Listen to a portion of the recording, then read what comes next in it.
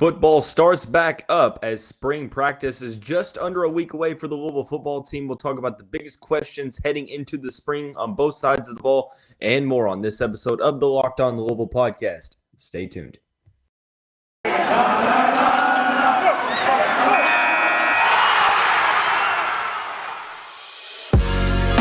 are Locked On Louisville, your daily podcast on the Louisville Cardinals. Part of the Locked On Podcast Network, your team every day.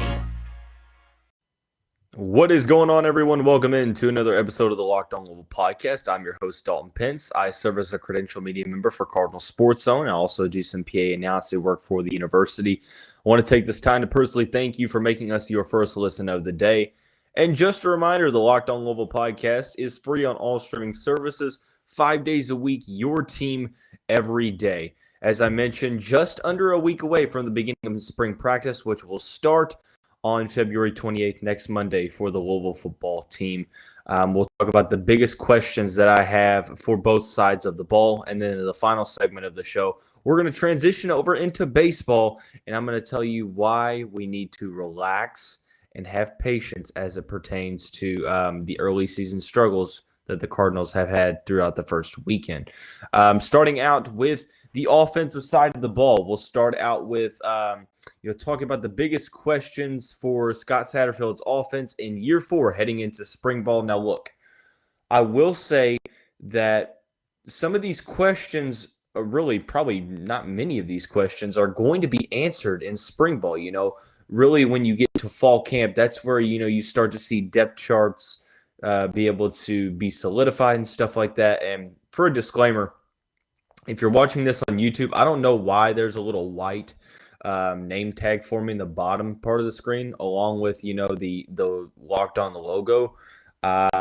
It's kind of irking me though, but just disregard that. It happens from time to time again. Don't know how to turn it off. Don't know how to turn it on.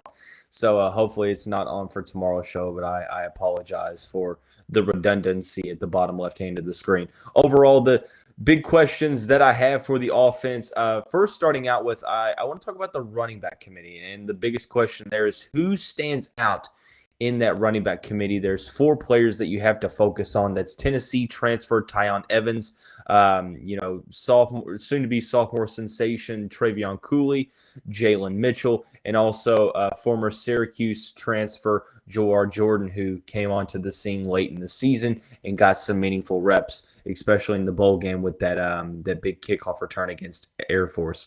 So I think that's kind of question number 1 for me, is because, it's a great problem to have.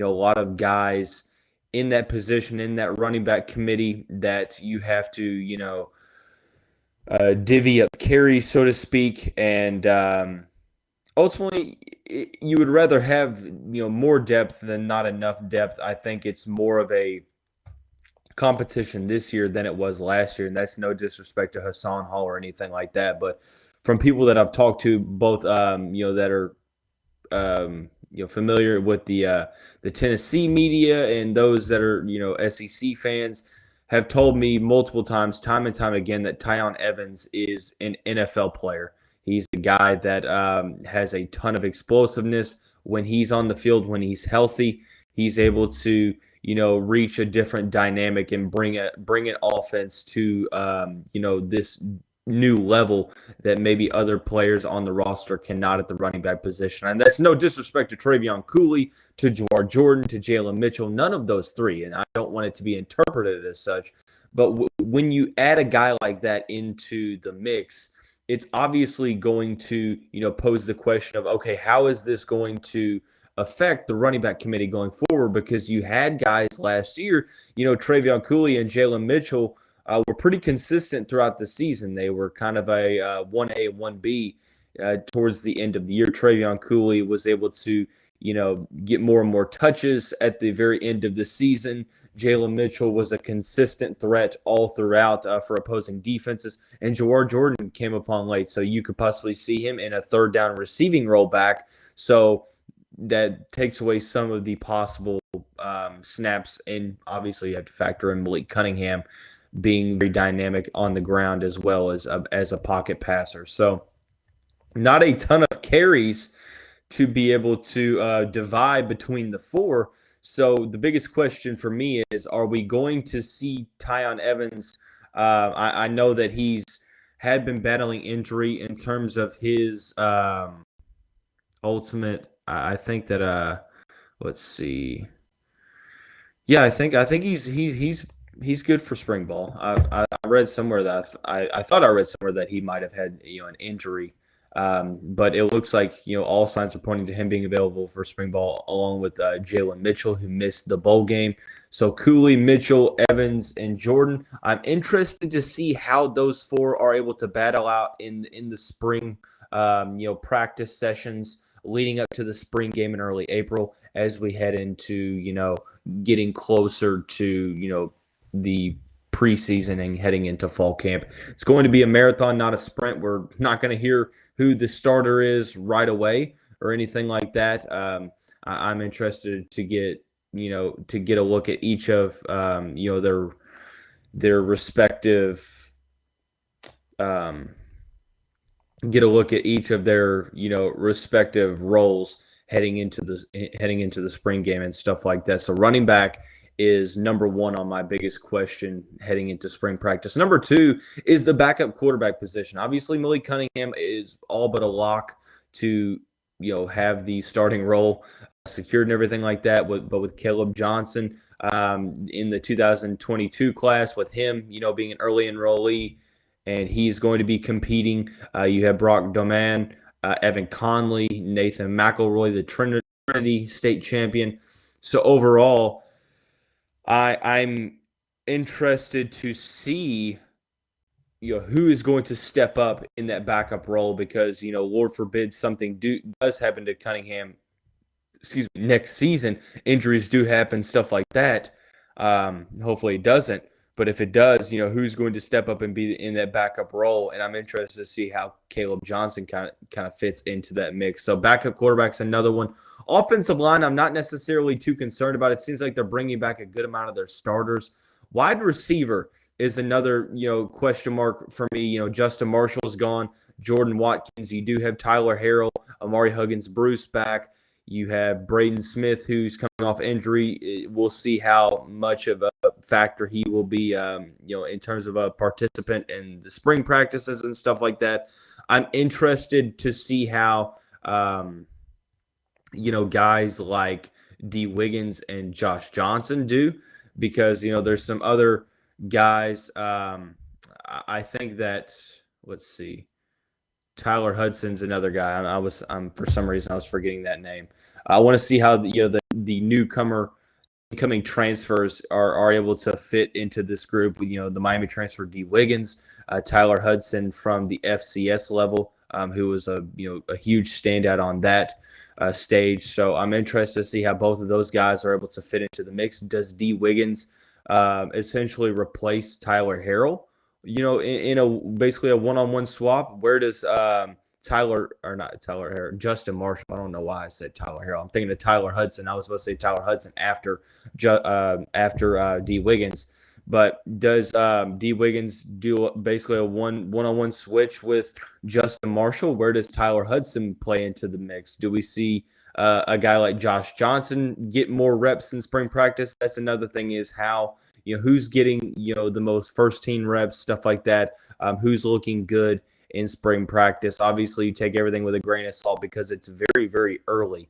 But I want to start to get, some sort of a foundation on, some of the guys that are, showing out and stuff like that. The defensive side of the ball, on the other hand, I feel like there may be some more, just overall questions of maybe not necessarily of, who's going to come out on top in this, depth chart battle, but who's going to ultimately step up. And there's a difference between that, between those two notions. We'll talk about that here in just a second after we talk about our friends at Built Bar. Look, it's usually the time of the year that I pretty much give up on all my New Year's resolutions. I'm not that necessarily committed when it comes to reading more books or riding a bike more, but I'm sticking to my resolution this year. Thanks to Built Bar, I'm able to eat healthy, while also getting the same enjoyment that I do from a candy bar. If you haven't tried, Built Bar's Puffs, you're simply missing out. It's the first ever protein-infused marshmallow. They're fluffy. They're not just a protein bar. They're a treat, and they're covered in 100% real chocolate, as are all of the other Built Bar products.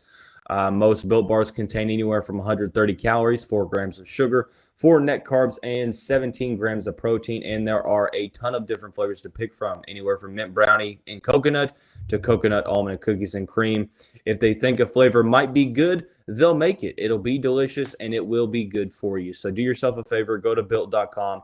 Use the promo code LOCKED15 and get 15% off your order. Once again, that's use the promo code LOCKED15 for 15% off at built.com. Heading into spring practice coming up on February 28th is when it starts. I think there's 15 practices leading up to the spring game, a couple or a handful before spring break, a couple after leading up to the spring game. I think that most of the questions surrounding this team heading into spring practice is more on the defensive side of things. I think number one, and this is probably the biggest question that most fans have, is are there going to be any changes to the team's overall, schemes, stylistic playing styles. That's redundant. Playing styles and stuff like that. I think there's been talk of maybe switching to a 4-3 base. What does that look like? Which players are more suited for that scheme than maybe the 3-4?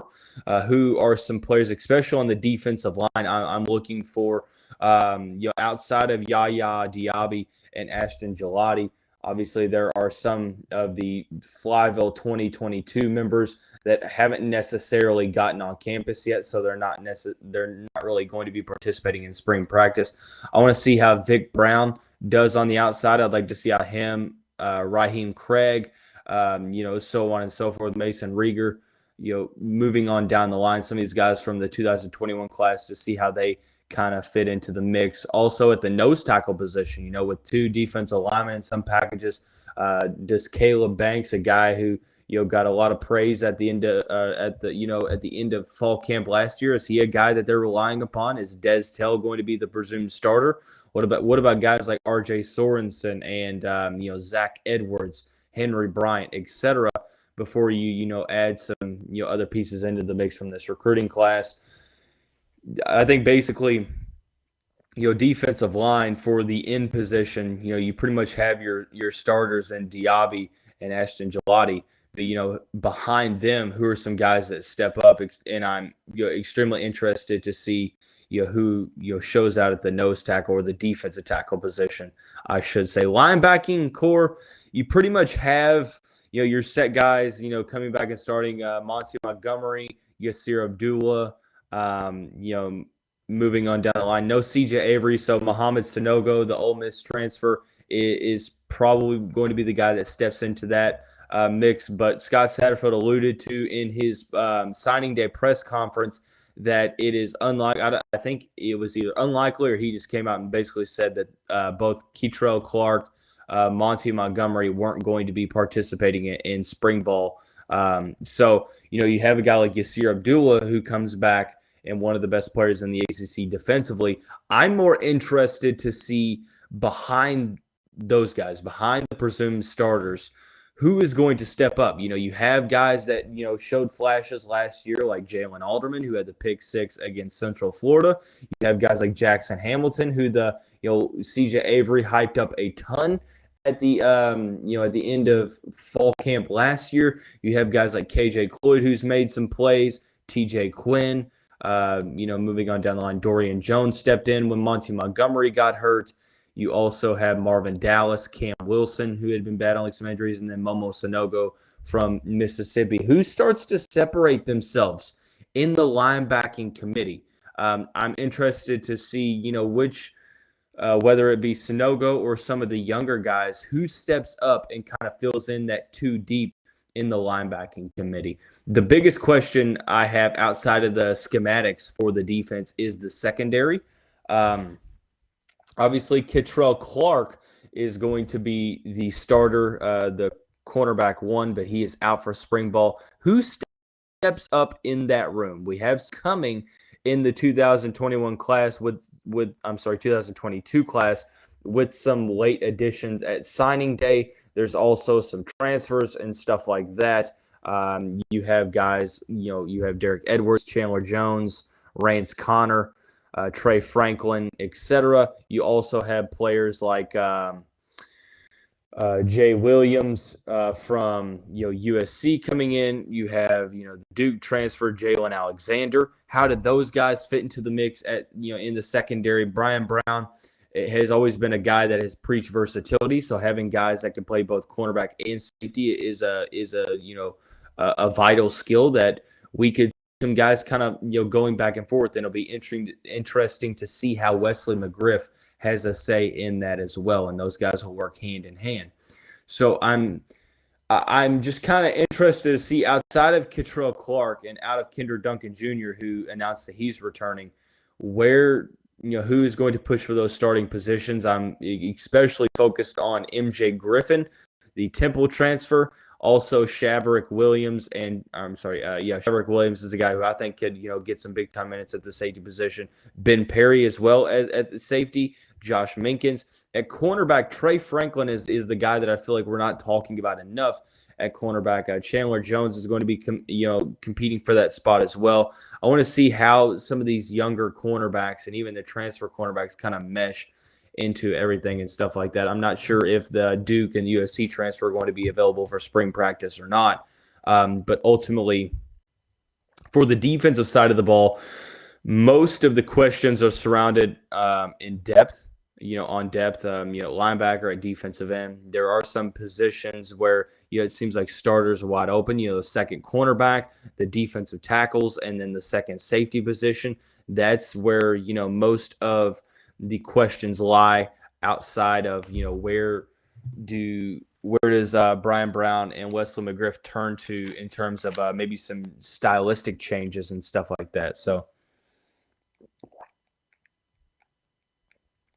but nonetheless, I think that this defense got better in terms of adding more talent. I'm a big fan of Momo Sanogo. I think he's going to step into that role that CJ Avery left and be able to fill that pretty well. So we'll continue to try to piece together some sort of initial answers to both sides of the ball questions as we get more of a look into the spring practices, and then obviously the spring game. We'll talk all about that. But as of right now, there's no point in answering questions that we definitely have not even begun that process in doing. So I want to transition over into baseball. And the Cardinals started out this season kind of tough, 1-2 record at the end of the weekend, got a win against Xavier in the midweek game. They're 2-2 right now. And I see a ton of people in this fan base basically claiming that the sky is falling. It's time to relax and be patient. We're going to talk about why that is here in just a second after we talk about our friends at BetOnline. Look, football might be over this season, but basketball is in full steam for both pro and college hoops.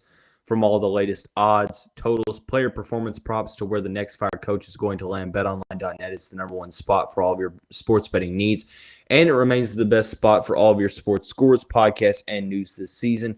And it's not just basketball. BetOnline is your source for hockey, boxing, and UFC odds, right to the Olympic coverage and information.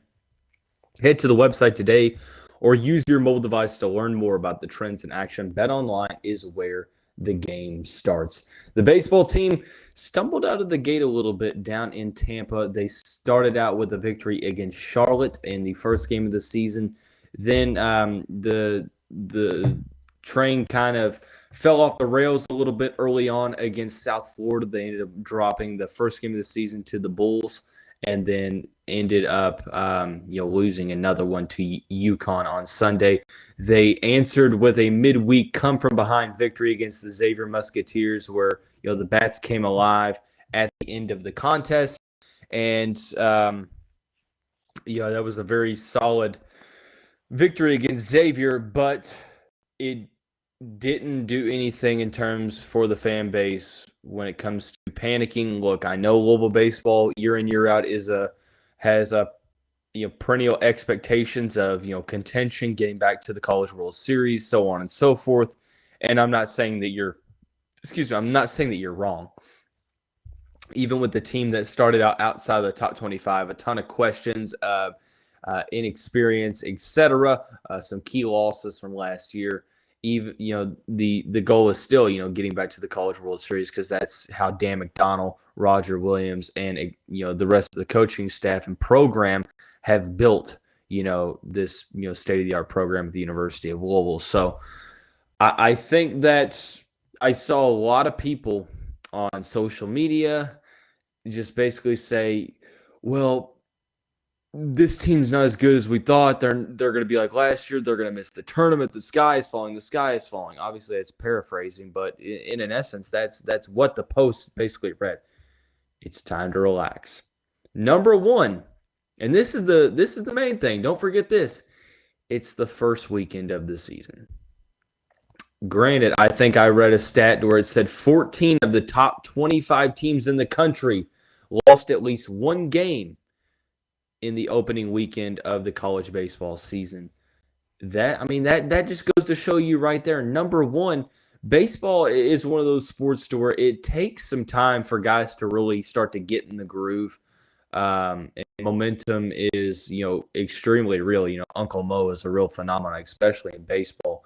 And it takes, some time for guys, to get warm, to get, pitchers to get, stretched out and, get some live action against guys that aren't on their team, hitters to see some other pitchers and just kind of, get in the right headspace and see the ball well.